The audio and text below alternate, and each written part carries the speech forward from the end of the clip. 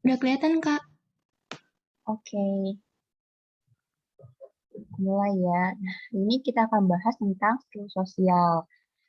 Skill sosial itu kira-kira apa sih? Nah, sebelum kita jelasin lebih lanjut mengenai struktur sosial, kita harus tahu dulu nih definisi dari struktur sosial itu sendiri. Nah, struktur sosial adalah cara bagaimana suatu masyarakat terorganisasi dalam hubungan yang dapat diprediksikan melalui perilaku berulang antar individu dan antar kelompok. Jadi, si struktur sosial ini adalah gimana caranya seseorang itu memiliki suatu posisi di dalam masyarakat. Jadi posisi seseorang ini apa di dalam masyarakat ketika terjun di dalam masyarakat. Nah, si struktur sosial ini punya ciri-ciri menurut Sujono Sukanto. Yang pertama bersifat abstrak. Kenapa abstrak? Karena tidak bisa terlihat secara fisik langsung, masih bercampur-campur gitu dengan perspektif dari manusia juga. Nah, yang kedua itu dinamis, dapat mengalami perubahan. Jadi ada yang bisa berubah-ubah dari struktur sosial itu sendiri. Kemudian yang ketiga, didapati dimensi vertikal, yaitu stratifikasi, dan horizontal diferensiasi. Nah, ya untuk poin ketiga ini akan aku jelasin di slide selanjutnya. Oh ya, nanti kalau ada pertanyaan bisa tulis dulu di kolom chat, nanti akan aku bacain di akhir presentasi ya. Sekaligus bisa juga nanti on mic. Oke, aku lanjutin lagi. Fungsi dan bentuk dari struktur sosial. Nah, di sini ada fungsi menurut Mayer Polak. Yang pertama itu sebagai pengawas nilai dan norma. Untuk materi dengan norma kan juga sudah aku jelasin sebelumnya. Itu suatu hal yang dianggap penting oleh masyarakat itu untuk nilai kalau norma itu aturan untuk mengatur dari nilai itu sendiri.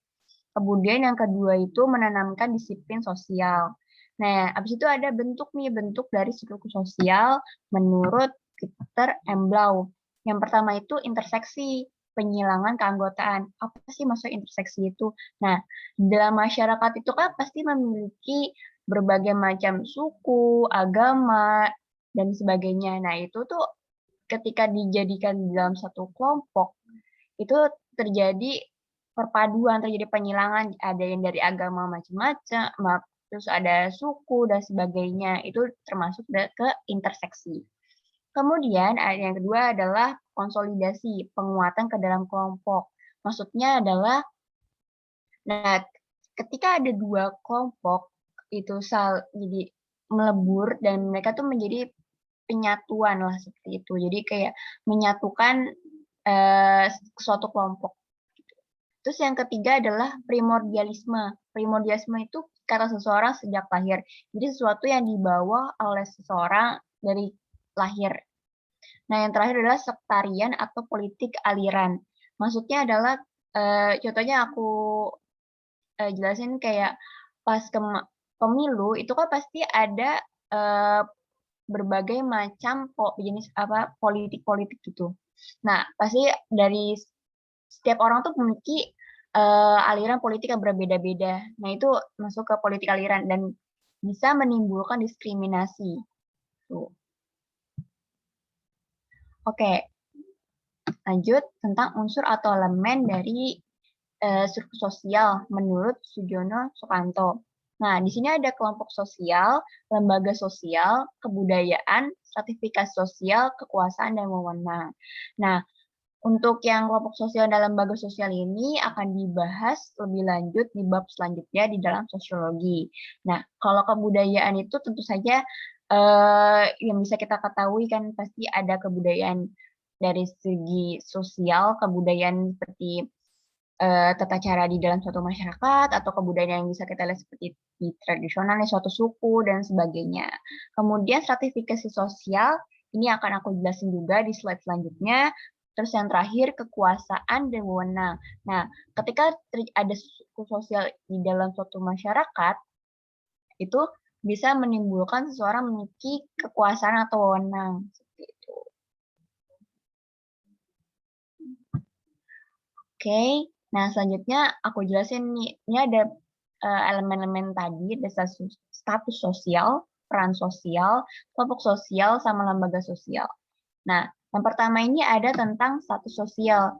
Status sosial itu apa sih? Ya, itu adalah kedudukan sosial yang dimiliki seseorang di dalam masyarakat. Kita tuh pasti kan setiap orang tuh punya status masing-masing lah ya. Kayak Eee, si A, si B itu pasti memiliki status sosial yang berbeda-beda. Nah, itu didapatnya dari mana sih? Nah, yang pertama itu ada ascribe status, itu didapat sejak lahir. Jadi kayak turun-temurun gitu, dari keturunan, bisa dari ayah, ibu, kakek, nenek, dan sebagainya.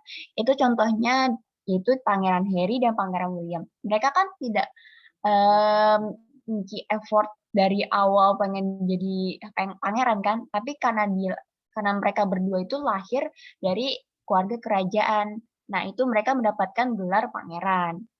Terus yang kedua ada asif status, didapat dari usaha. Nah, contoh itu kita bisa contohkan adalah dokter.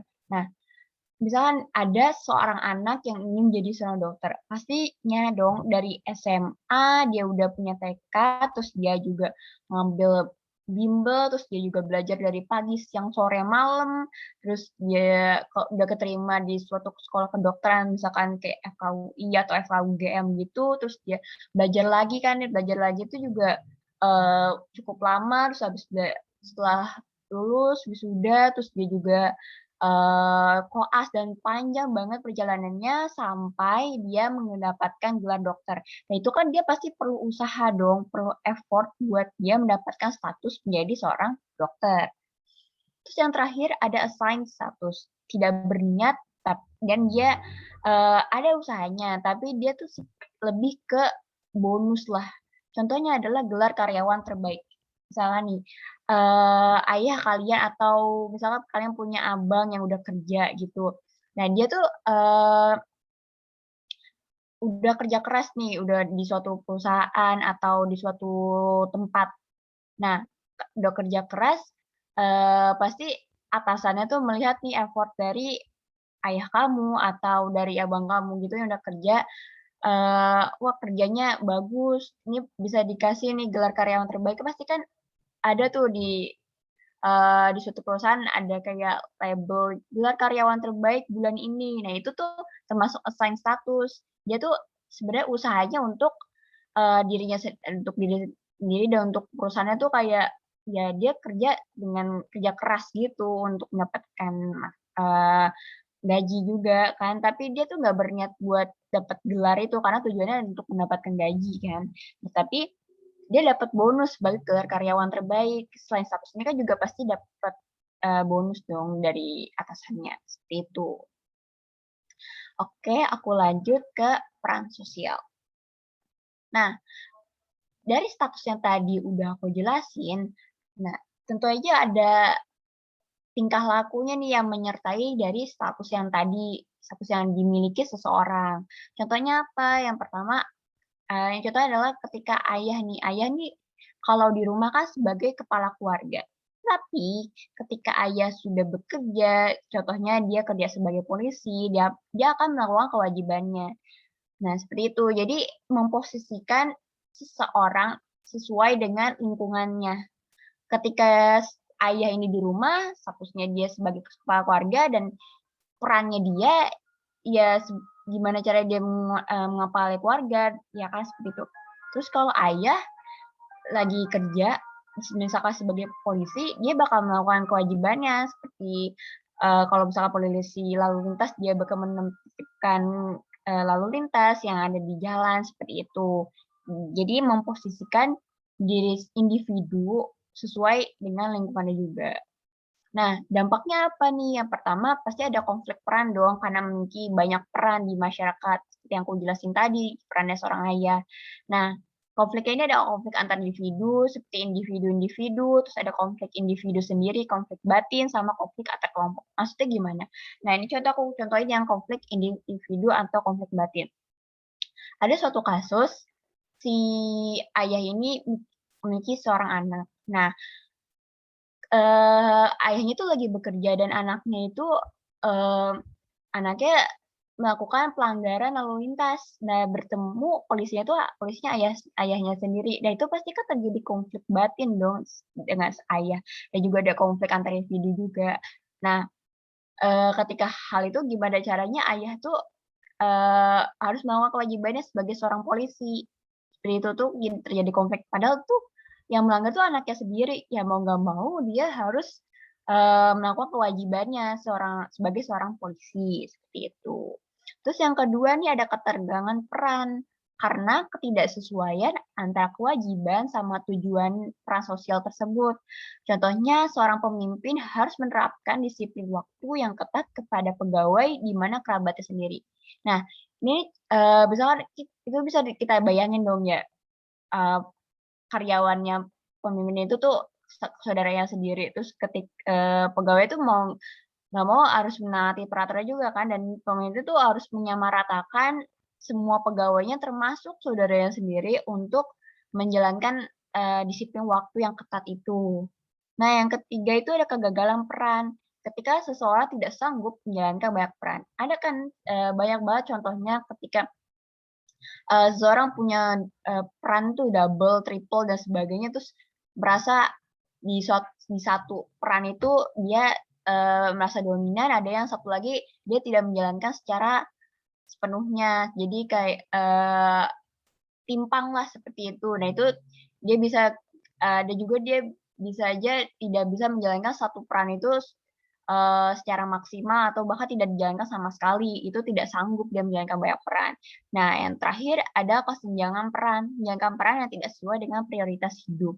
Nah pasti kan hidup ini punya skala prioritas, ya kan. Misalkan, pasti ada, pertama keluarga, terus ke pekerjaan. Nah, seseorang tersebut menjalankan perannya itu tuh tidak sesuai dengan prioritas hidup, maksudnya, eee, kebalik kadang-kadang bisa terbalik, ada yang melakukan pekerjaan baru keluarga, seperti itu. Itu tuh atau memposisikannya itu tidak sesuai, tuh. Oke, aku lanjut dulu ke kelompok sosial. Nah, ini kelompok sosial itu sekelompok orang yang memiliki harapan, nilai, dan norma. Nah, untuk bab ini, akan ada di materi selanjutnya di sosiologi akan dipelajari lebih dalam. Ini aku cuman kasih spoiler dikit lah ya kira-kira. Kemudian ada lembaga sosial, ini juga bab selanjutnya di sosiologi karena akan panjang banget penjelasannya kalau aku jelasin di, hari ini. Terus dia adalah kumpulan norma untuk memenuhi kebutuhan masyarakat. Oke, yang sudah aku singgung sebelumnya, di ciri-ciri struktur sosial itu terbagi 2, ada diferensiasi sosial sama stratifikasi sosial. Nah, yang pertama ini ada diferensiasi sosial. Jadi pengelompokan masyarakat secara mendatar atau sejajar atau yang bisa kita sebut tuh secara horizontal. Nah, ciri-cirinya apa? Yang pertama bisa dilihat dari ciri fisik yang terlihat dari manusia, kemudian yang kedua ciri sosial, peran sosial yang dimiliki, kemudian yang terakhir adalah ciri budaya kepercayaan. Ini tuh hal-hal yang disamaratakan, yang tidak ada tingkatan lebih tinggi dan ada yang lebih rendah, seperti itu. Nah, bentuknya apa aja? Ada profesi, jenis pekerjaan, jenis kelamin atau gender, laki-laki dan perempuan, etnis atau suku bangsa, kebudayaan atau kepercayaan. Kemudian ada ras, perbedaan ciri fisik, terus ada klan, keturunan. Nah, itu ada bilateral, ada unilateral. Kalau bilateral itu kan dari ayah dan ibu berpaduan, tapi kalau unilateral itu jadi dari salah satunya. Kalau matrilinear dari garis keturunan ibu seperti yang ada di orang-orang Minang, kemudian patrilinear itu garis keturunan ayah yang bisa ada ditemui di suku Batak. Terus pengaruhnya apa? Pengaruhnya itu etnosentrisme, menganggap kebudayaan kelompok sendiri lebih baik daripada lainnya. Yang kedua ada rasisme, membeda-bedakan berdasarkan ciri fisik. Yang terakhir primordialisme, perasaan kesukuan yang berlebihan. Jadi diferensiasi sosial ini tuh tidak ada yang lebih tinggi, tidak ada yang lebih rendah. Semuanya sama rata. Jadi kalau profesi kan pasti kan dokter, kemudian polisi dan sebagainya itu kan dia tidak ada dokter, misalkan dokter lebih tinggi daripada polisi itu nggak ada sama sekali kayak gitu. Jadi sama rata. Nah, kalau jenis kelamin atau gender laki-laki dan perempuan itu kan, kedudukannya sama rata. Terus etnis atau suku bangsa, kebudayaan atau kepercayaan, pasti kan suku tuh nggak mungkin ada yang lebih tinggi, ada yang lebih rendah. Kalau lebih tinggi dari benda seperti kayak suku Jawa lebih tinggi gitu. Nah, nggak mungkin kan itu pasti akan menimbulkan ketimpangan nantinya, akan terjadi perpecahan, seperti itu. Terus kalau ras, perbedaan ciri fisik kayak ras mongoloid, australoid, kayak gitu-gitu kan kalau ada yang lebih tinggi kan juga sama aja bisa menimbulkan diskriminasi atau bisa menimbulkan rasisme juga kan. Terus klan atau keturunan itu juga disamaratakan. Jadi tidak ada yang lebih tinggi, tidak ada yang lebih rendah. Semuanya sama rata. Itu diferensiasi sosial. Oke, aku lanjut ke selanjutnya ada stratifikasi sosial. Stratifikasi sosial itu dia pengelompokan masyarakat secara bertingkat. Nah, itu ada dasarnya dari kekayaan, kekuasaan, keturunan, status dan peran, pendidikan, kehormatan atau adat. Nah, dasar-dasar ini tuh yang membuat kedudukan ada yang lebih tinggi dan ada yang lebih rendah atau secara vertikal. Nah, ini tuh, misalkan kekayaan, pasti kan ada orang yang lebih, kaya, ada lebih menengah dan di kelas, bawah kan, itu bisa tuh kelas atas, kelas bawah kelas menengah, kelas bawah. Nah, itu bisa. Itu kan kayak bisa juga bisa kita lihat dari yang, menurut Karl Marx itu yang, eee, bourgeois proletariat itu kan yang segitiga itu kan tingkatan tuh. Nah, itu termasuk kekayaan. Terus kekuasaan, nah itu juga bisa. Jadi ada yang posisi misalkan dalam suatu organisasi atau di suatu pekerjaan itu kan pasti ada kekuasaan yang lebih tinggi, seperti kan pasti ada ketuanya, ketua itu kan posisinya lebih tinggi, jadi yang lebih dihormati. Terus ada staf-stafnya di bawah, nah itu termasuk ke kekuasaan. Keturunan, nah kalau keturunan ini tuh, bisa kita lihat di dalam, eee, sistemnya India sama Bali. Itu kan pasti ada tuh tingkatan yang, Brahmana, yang gitu-gitu, yang ada di sejarah tuh Brahmana dan sebagainya sampai, kaum Sudra. Nah itu tuh secara vertikal kalau di suku mereka. Terus status dan peran, dan itu aku juga jelasin tuh di sebelumnya. Jadi ada yang, merasa status lebih tinggi dan peran lebih tinggi, itu kurang lebih sama lah sama kekuasaan tadi. Terus pendidikan, pendidikan, bisa gini, kalau seseorang lulusan, S1 atau S2 dan S3 itu kan pasti kan memiliki stat statusnya tuh lebih tinggi kan, secara intelektual mereka lebih, maju gitu kan, dibanding orang yang lulusan dari SD, SMP. Nah itu tuh bisa kalau dalam suatu masyarakat mereka, mengelompokkannya secara bertingkat, seperti itu. Terus yang terakhir kehormatan atau adat. Nah itu tuh, jadi kayak pasti kan ada kayak kalau di suatu adat atau suatu suku itu kan ada yang dianggap diketuakan, seperti ada, eee, ketua suku dan sebagainya, terus di bawahnya tuh ada ya masyarakat-masyarakat itu termasuk kehormatan dari segi adat. Nah, kemudian kita bisa lihat nih sifatnya apa aja. Yang pertama itu terbuka. Terbuka itu maksudnya bersifat dinamis, bisa ngalamin naik atau turun kelas, dan itu terjadi karena masyarakat menganut sistem merit atau prestasi. Contohnya adalah pendidikan. Nah, maksudnya gimana? Contohnya nih, saat ini kan, misalkan kalian kan, masih SMA. Nah, itu kalian bisa naik kelas ketika kalian lulus dan kalian masuk ke perguruan tinggi. Itu kalian bisa mengalami tuh naik kelas dan perguruan tinggi, terus kalian lulus S1 dan kemudian lanjut S2 itu bisa mengalami naik kelas dan itu bisa kelihatan kan ketika di suatu masyarakat atau ketika sedang melamar kerjaan, itu kan jadi naik kelas tuh dianggap, lebih tinggi dibanding orang-orang yang hanya lulusan SD, SMP, dan sebagainya. Nah, itu contohnya. Jadi bisa mengalami naik turun kelas, seperti itu, bersifatnya dinamis. Nah, yang kedua adalah tertutup, bersifat tetap, sangat kecil kemungkinannya untuk naik atau turun kelas. Sebenarnya bisa untuk berubah, tapi kecil banget dan biasanya tuh terjadinya malah bukan naik, tapi seringnya turun. Kenapa turun? Karena terjadi pelanggaran. Jadi karena dia melanggar suatu peraturan dan jadinya turun kelas. Itu berlaku di sistem kasta atau sistem feodal. Itu tuh bisa terjadi ketika misalkan nih di Bali nih, sebenarnya sekarang sih udah modern ya, jadi nggak begitu berlaku, tapi masih ada di Bali.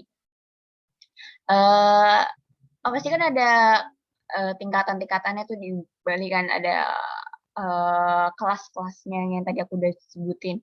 Nah, misalkan dari yang kelas paling atas menikah dengan kelas sudra, terus, mau nggak mau yang paling atas ini dia mengalami penurunan kelas. Karena apa? Karena dia melanggar kelas, karena nggak boleh menikah dengan orang yang, statusnya lebih rendah dari mereka, itu nggak boleh. Jadi harus sama, seperti itu. Itu masuknya namanya kawin nyeret kalau nggak salah deh, iya, itu ada di kebudayaan mereka, seperti itu. Jadi karena melanggar, jadi orang itu mengalami turun kelas.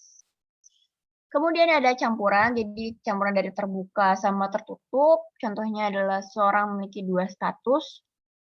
Kasus kedua itu memungkinkan sampai batas tertentu untuk naik status. Jadi, dipadukan dari terbuka sama tertutup, seperti itu. Oke, dari stratifikasi sosial ini bisa berdampak di banyak hal. Yang pertama dari pakaian, pasti kelihatan dong kalau orang yang kelasnya lebih kelas atas, pasti ngeliatnya dari baju-bajunya, itu kayak brand-brand mahal, brand ternama. Terus kelas menengahnya itu dia bisa pakai pakaian layak dan cukup bagus. Kak. Terus kalau kelas bawah itu lebih terlihat kurang layak pakai, itu bisa terlihat dari segi pakaian. Kemudian untuk rumah dan perabot, kalau kelas atas kan pasti rumahnya mewah tuh, dan perabotnya pasti perabot mahal-mahal gitu. Terus kelas menengah dan bawahnya itu pasti peralatannya yang sederhana aja. Terus bahasa dan gaya bicara. Nah, kalau kelas atas tuh bisa mencampurkan dengan bahasa asing. Bisa juga kayak sekarang tuh apa sih, bahasa anak Jaksel, itu kan kadang tuh bisa kelihatan tuh, misalkan orang-orang kelas atas. Tapi kalau kelas menengah dan bawah tuh bahasa Indonesia, bahkan ada beberapa juga pakai bahasa daerah, seperti itu. Makanan itu kelas atas pasti kan tinggal pilih, karena dia bisa beli apa aja, di restoran mana aja, seperti itu. Kalau kelas menengah ya yang penting kebutuhan diri sendiri dan kebutuhan misalkan keluarganya tercukupi. Kalau kelas bawah itu, ya hari ini bisa makan ya bersyukur, kalau nggak bisa makan ya mau gimana lagi, gitu. Terus gelar pangkat atau jabatan, sama hobi, itu juga berdampak tuh dari kelas atas, kelas menengah, kelas bawah itu pasti akan terlihat berbeda. Oke, untuk materinya, eee, udah berakhir, sekarang aku buka sesi tanya jawab dulu nih.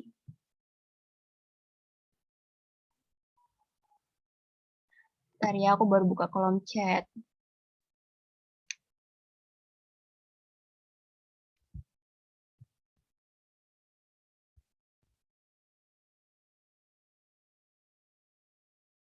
Aku ingatnya assign status itu karena berjasa, bener nggak Kak? Iya bener banget, nih yang aku jelasin sebelumnya. Ada kuis, ada dong. Enggak, sebenarnya aku kuisnya tuh lebih ke bahas bareng-bareng sih, biar kalian lebih ngerti. Tapi aku bakal nungguin kalian jawab dulu baru itu. Oke, ada pertanyaan, kalian bisa langsung on mic, misalkan ada yang belum ngerti. Maaf banget kalau agak kecepatan, ya karena aku juga baru baca chat. Aku nggak lihat chat kalian. Nanya-nanya guys.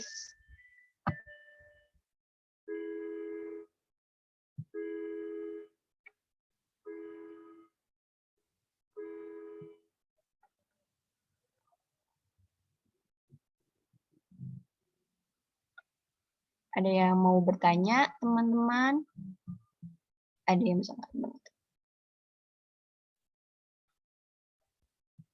Biasanya sih yang sering keluar di ujian itu yang stratifikasi sama diferensiasi itu, karena kan bedanya gimana sih gitu kan, yang satu bertingkat, yang satu sejajar, seperti itu. Itu yang paling sering itu bisa keluar dari ada studi kasus gitu. Jadi ada cerita, terus ini termasuknya ke stratifikasi atau diferensiasi nih, itu bisa. Sih yang paling sering keluar biasanya. Kalau yang awal-awal gini,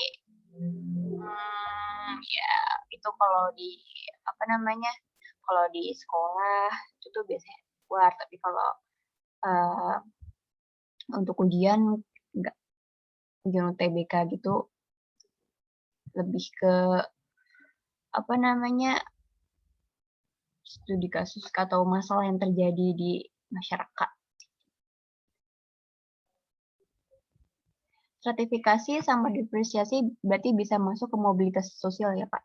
Nah, mobilitas sosial ini akan berkaitan erat sama struktur sosial.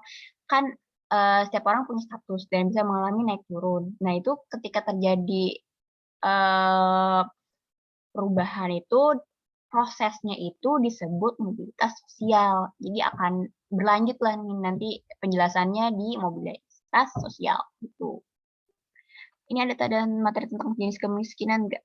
Enggak, aku nggak jelasin itu. Yang kayak kemiskinan absolut gitu-gitu kan. Enggak, aku nggak jelasin itu. Unilateral. Unilateral itu, ada gimana ya? Baca unilateral.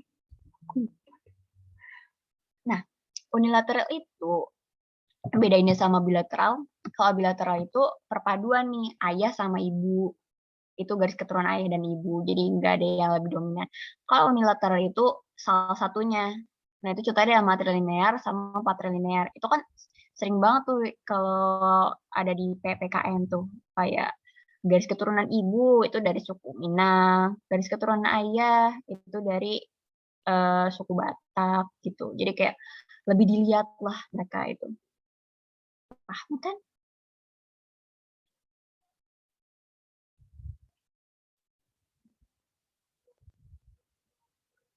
Ada yang mau nanya lagi?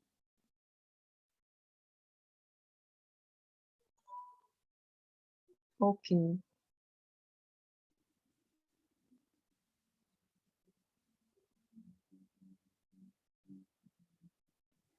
Bentar, kemiskinan itu masuk ke mana ya?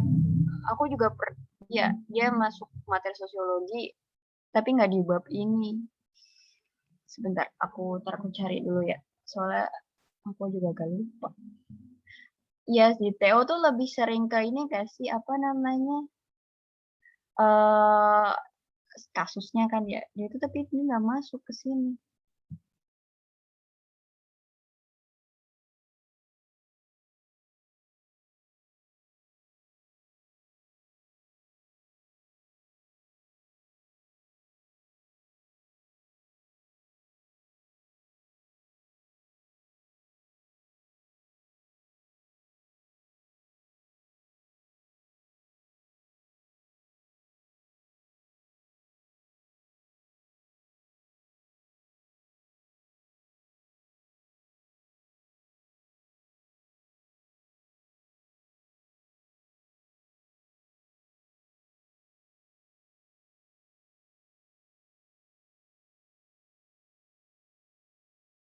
Aku baru nemu nih, kalau aku dulu nyatetnya kemiskinan sosial tuh adanya di materi ketimpangan sosial. Lebih ke jenis-jenis kemiskinan gitu kan ya. Kalau di materi itu kayak eh, apa namanya, ada kemiskinan kultural yang kebiasaan-kebiasaan negatif, kemiskinan relatif yang tergantung dari daerah wilayah, kemiskinan struktural yang akibat kebijakan pemerintah, kemiskinan absolut, mutlak miskin, kayak seseorang yang tidak dapat memenuhi kebutuhan makanan. Mungkin korelasinya sama materi ini adalah misalkan mereka tuh naik dan turun kelas seperti itu. Kalau mereka misalkan materinya contohnya tuh kayak ada orang yang tiba-tiba bangkrut terus miskin tuh kan jadi turun kelas kan. Jadinya kayak dari seorang misalkan dari seorang pejabat jadi seorang yang tidak mikir apapun itu bisa turun kelas gitu. Itu bisa sih yang korelasinya kayak gitu. Tapi kalau untuk materi lebih jelas dalam tentang jenis-jenis kemiskinan itu biasanya dijelaskan lebih lanjut di ketimpangan sosial. Gitu. Ada lagi yang mau tanya atau yang mau on mic? Boleh banget.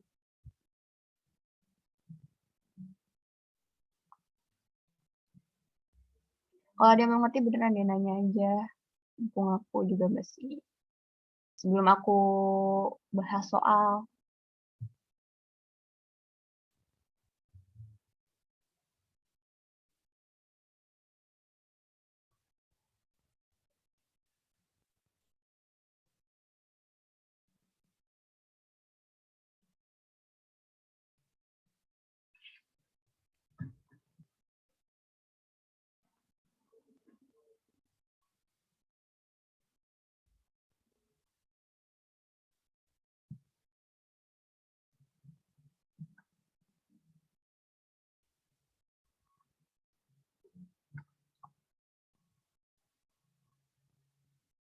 Kalau nggak ada nanya lagi atau ada yang belum kepikiran, aku bahas soal dulu aja kali ya, biar kalian lebih paham lagi deh mengenai struktur sosial. Oke, bentar ya, aku stop share dulu, ntar aku share lagi.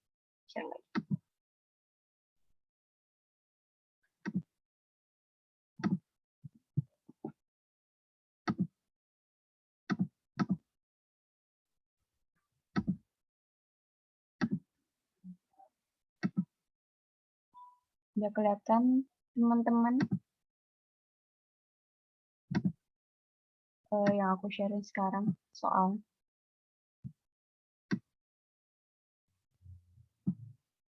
Udah kelihatan, Kak? Oke.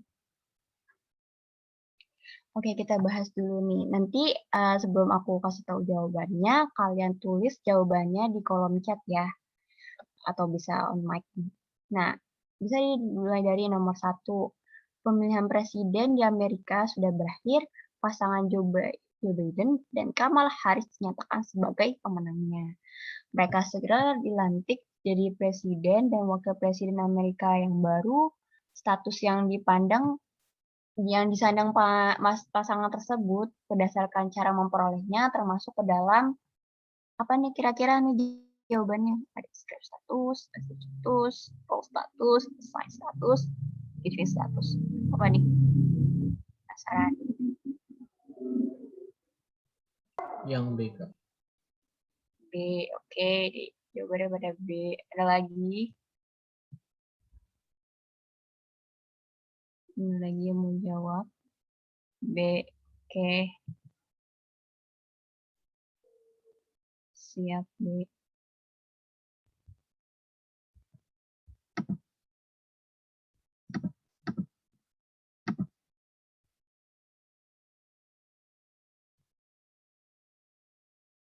Oke.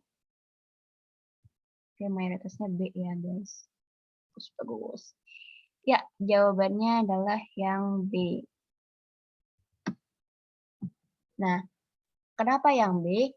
Karena kan bisa kita lihat nih, pemilihan presiden di Amerika sudah berakhir. Nah, nih, orang ada Joe Biden sama Kamala Harris ini pengen jadi presiden dan wakil presiden yang baru. Nah, mereka kan pasti mau jadi presiden dan wakil presiden yang baru kan pasti butuh usaha dong ya, butuh effort untuk menjadi seorang presiden.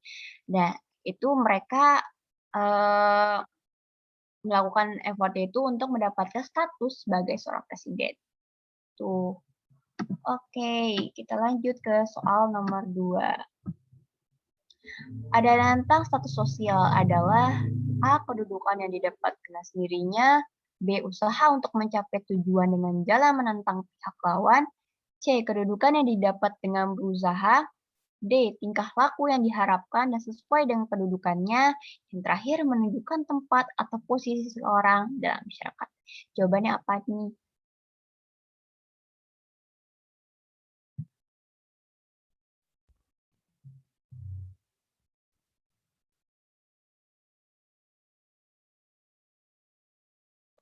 Oke, mayoritas E. Ada yang berbeda atau ada yang jawab lagi?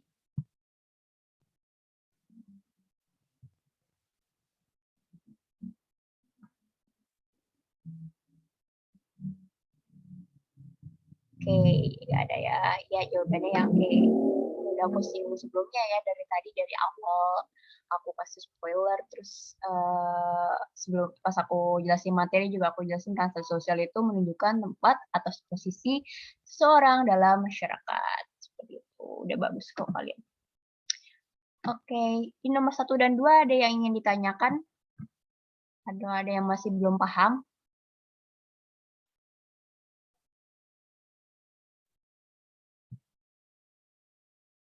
Sepertinya tidak ada ya, masih paham nih sejauh ini. Oke.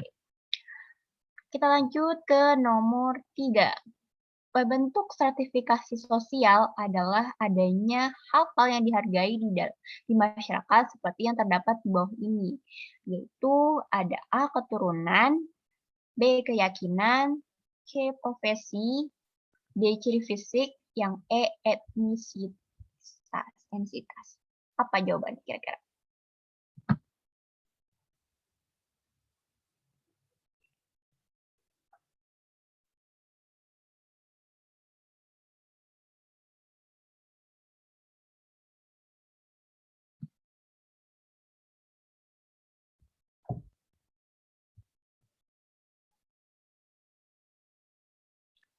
Dua orang jawabnya B. Ada lagi?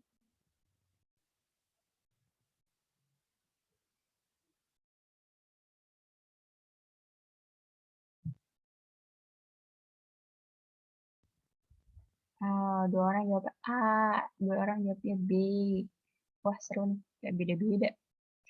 Ada lagi? Oh, 3, 6, guys. Sorry. Oke, jawabannya A. Ada lagi yang nambah jawaban? Atau ada yang mau ganti jawaban? Bisa.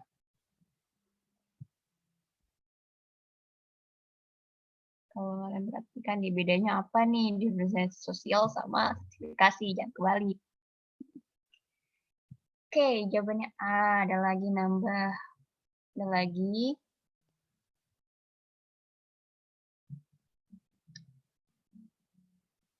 Nggak ada. Oke, jawabannya adalah benar yang A. Kenapa yang A? Kita lihat nih, stratifikasi sosial. Stratifikasi sosial kan tadi udah aku jelasin sebelumnya nih.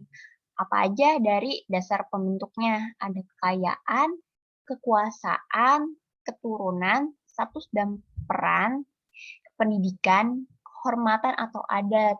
Jadi jawabannya yang A. Kenapa enggak yang tadi, kenapa B? Ada yang jawab B. Nah, keyakinan itu kan termasuk agama ya.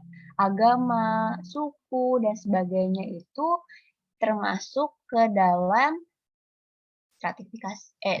diferensiasi sosial sejajar, diferensiasi. Kalau stratifikasi sosial dia lebih ke vertikal. Dia vertikal. Jangan terbalik ya. Ada yang ingin bertanya? Nah, nomor 3 sebelum aku lanjut ke nomor 4. Vertikal.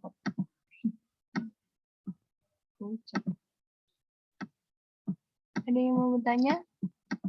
Masih aja yang bingung bedanya gitu, sertifikasi sama diferensiasi gitu.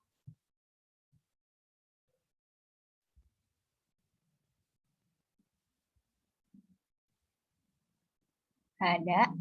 Oke, aku lanjut ya ke soal selanjutnya. Nah, nomor 4. Keberagaman yang terdapat di masyarakat menyebabkan munculnya konsep diferensiasi sosial. Dalam kajian sosiologi yang terdiri atas kecuali A. Etnisitas, B. Keyakinan, C. Ciri fisik, D. Profesi, yang E. Keahlian. Kira-kira jawabannya apa nih? Ingat ada kata kecuali.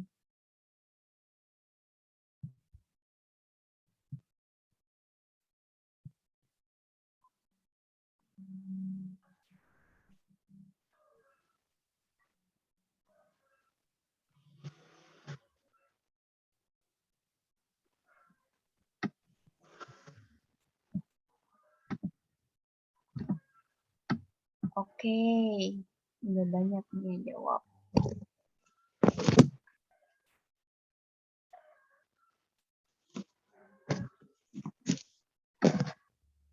Oke, jawabannya adalah benar yang E, keahlian. Nih, kalau tadi kan aku tentang uh, stratifikasi sosial, dia vertikal. Kalau ini dia horizontal. Nah, ini kan ada kata kecuali ya, berarti kan yang jadikan jawabannya adalah jawabannya tentang si stratifikasi. Kalau ini kan lebih jelas nih, ini keyakinan jadi fisik profesi itu termasuk ke diversi sosial. Seperti yang tadi tuh pilihan yang sebelumnya pasti kan nyinggungnya sama nih pilihan gadanya, cuma beda yang terakhir doang. Ada yang masih bingung, teman-teman? Dari perbedaan diferensiasi sama stratifikasi?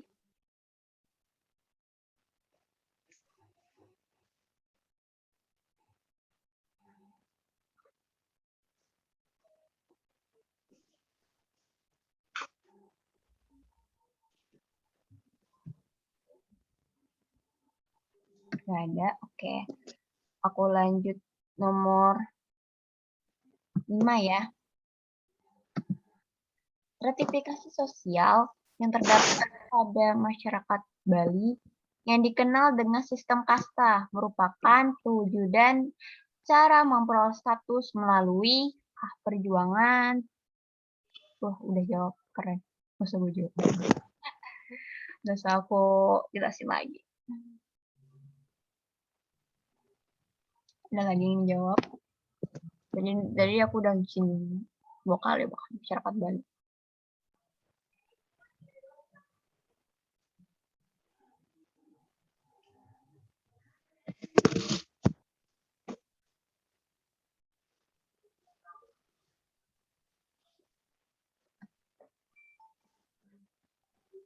Oke, udah jawab. Pada jawab yang C semuanya.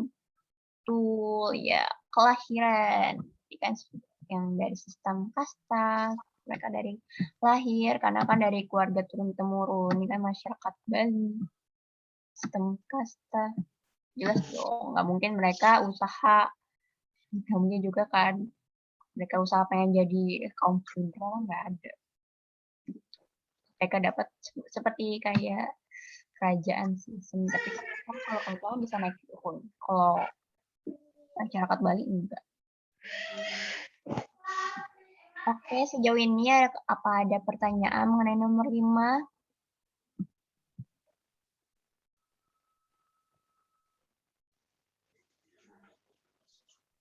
Nggak ada ya. Oke, aku lanjut ke nomor 6. Gelar doktor honoris causa atau doktor C merupakan gelar yang diberikan kepada orang-orang yang dianggap berjasa di masyarakat dalam bidang tertentu yang diberikan oleh lembaga universitas berdasarkan ketentuan-ketentuan yang ada. Gelar tersebut berdasarkan cara memperolehnya merupakan contoh dari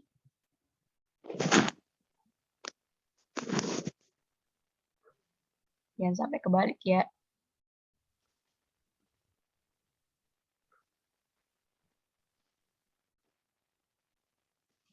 Rizal, Nia-chan, Puang Marni, Bel Samufifan, Satyur P, Yakin, Haryadi, semua. Oke, nggak ada yang beda. Oke. Benar, jawabannya yang B, assign status. Kenapa yang B? Karena ini kan dianggap berjasa, kan tadi ada yang nanya tuh. Kalau berjasa itu mereka kan diberi seperti gelar pahlawan juga kan. Pahlawan tuh kan dianggap berjasa di masyarakat.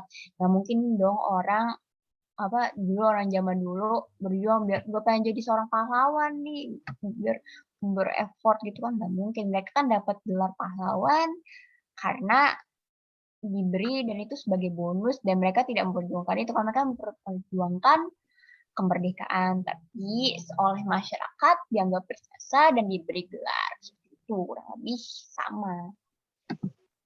Oke, sampai sini apa ada pertanyaan dari 6 nomor?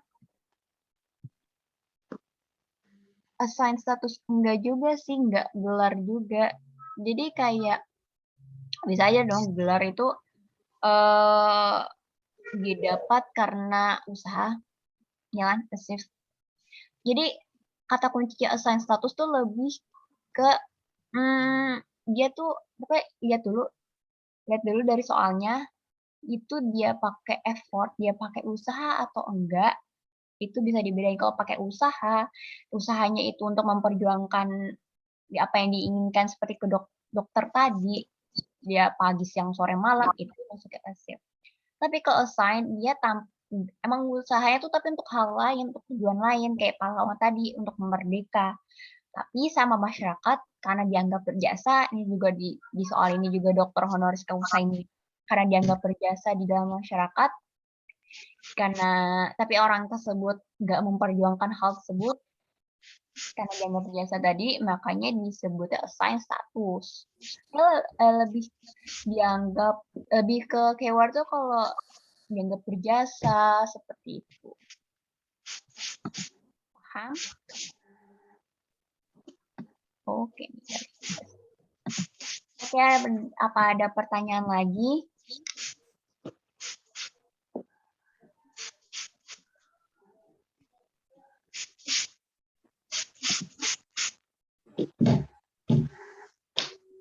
Oke, aku lanjut ya ke nomor 7. Dalam dunia entertainment, Raffi Ahmad merupakan seorang artis populer yang sangat terkenal bagi masyarakat Indonesia. Gelar keartisannya diperoleh melalui mana guys?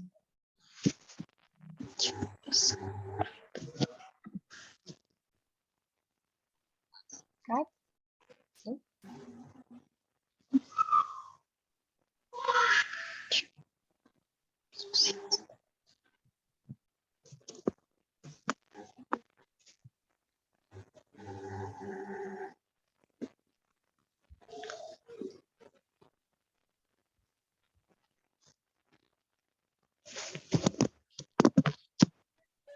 Oke, banyak yang jawabnya B nih.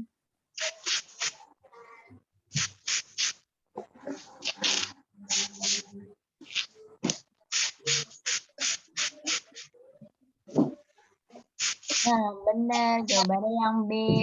Kenapa achieve status? Karena kan si Raffi Ahmad ini kan dapat artisannya itu kan karena dia usaha dong ya. Pasti usaha banget dan jadi artis gitu kan, dari dia main sinetron, main film, dan dia tuh bukan diberi jasa, bukan diberi gelar, tapi karena dia punya usaha, effort,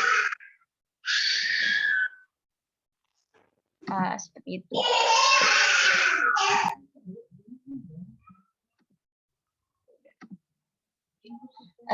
Oke, jawabannya adalah yang B, achieve status.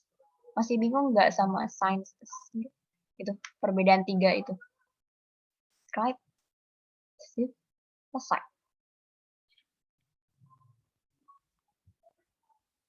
Jadi bingung. Ada. Oke. Sosial status. Bahasa Indonesia aja status sosial. Ya kan? Itu bahasa Inggris doang. Sama. Master status. Ya ini. Master status itu adalah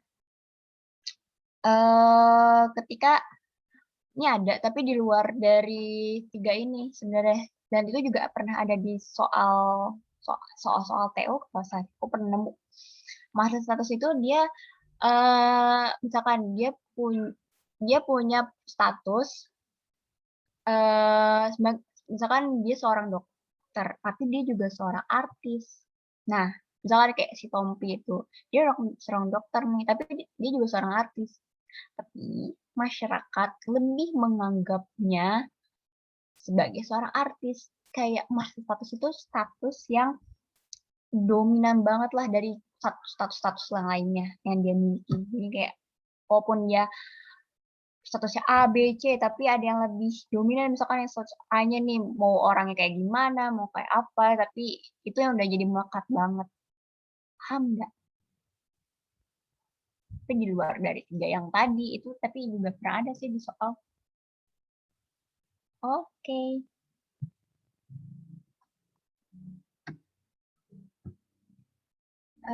Kita lanjut ke nomor 8. Perbedaan keahlian yang dimiliki setiap orang pada masyarakat industri menyebabkan munculnya keragaman lapisan sosial dalam hal apa ini guys? Sosial, pribadian, kebudayaan, penentangan, atau kehormatan.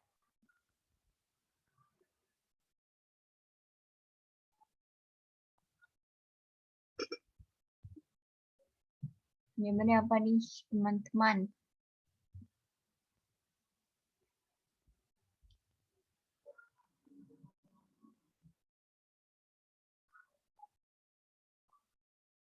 Baru 2 orang yang jawab.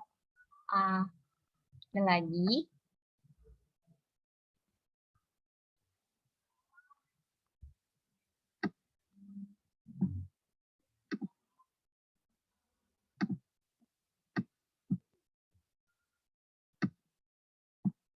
Oke, udah lumayan nih jawab.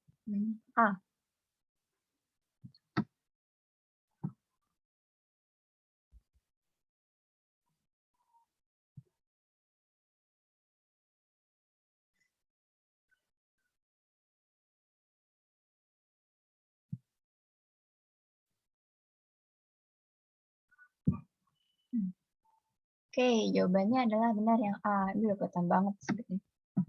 Ini kan. Perbedaan keahlian dimiliki pelapisan sosial, sosial. Oke, kita lanjut ke nomor 9. 2 soal terakhir. Musisi wanita yang terkenal berpenampilan nyentrik dan mencintai lingkungan alam, yaitu Uli Sigar Rusadi, mendapatkan penghargaan Kalpataru dari pemerintah Indonesia untuk kategori pembina lingkungan dalam dedikasinya terhadap kelestarian alam. Penghargaan tersebut berdasarkan cara memperolehnya tergolong ke dalam diperhatikan lagi. Coba deh yang mana? Scribe, receive, assign, atau yang mana?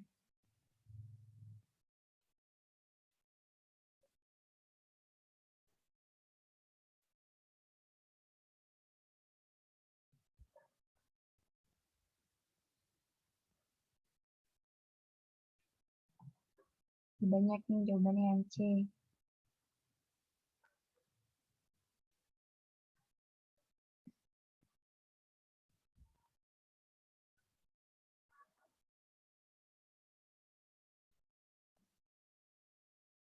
Oke, jawabannya ya benar yang C. Karena si musisi wanita ini dia kan tidak ini usaha karena dia senang cinta lingkungan. Tapi harga yang didapatkan ini sebagai bonus lah atas dedikasinya si musisi wanita ini, si Uli ini. Oke, apa ada pertanyaan? Yang opsi D sama E itu nggak ada.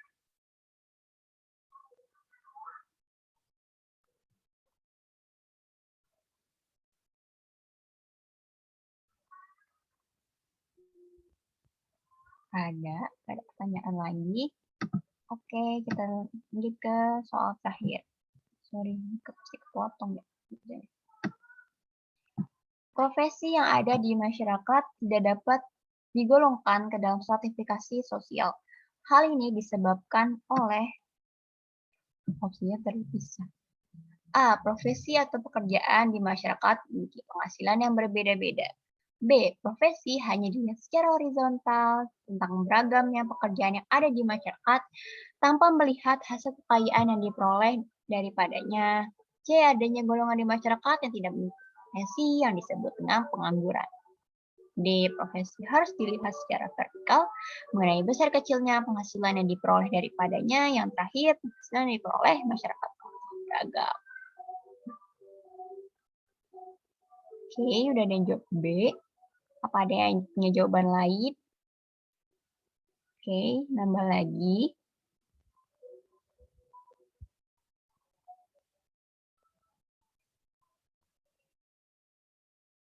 B, B, B, B, B. Oke.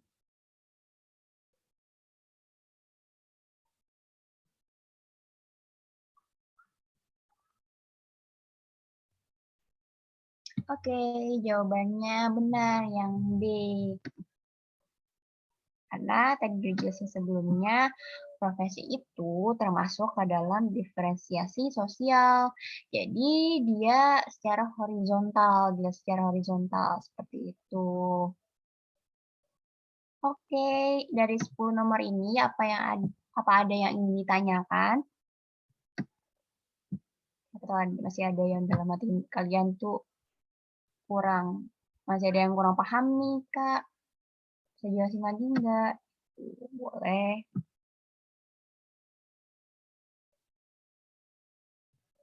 Gimana teman-teman?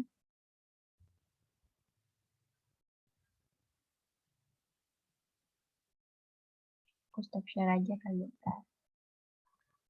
Oke. Gimana teman-teman? Apa ada yang ingin ditanyakan? Untuk materi sama soalnya udah sampai sini. Apa yang ditanyakan? Atau ada soal yang kalian tentang siklus sosial kalian kurang paham? Bisa tuh ditanyain. Oke, makasih Salma. Oh iya, aku belum ngasih itu link. Bentar ya guys. Masih ada. Ya, bisa diisi linknya. Namaku Najwa ya.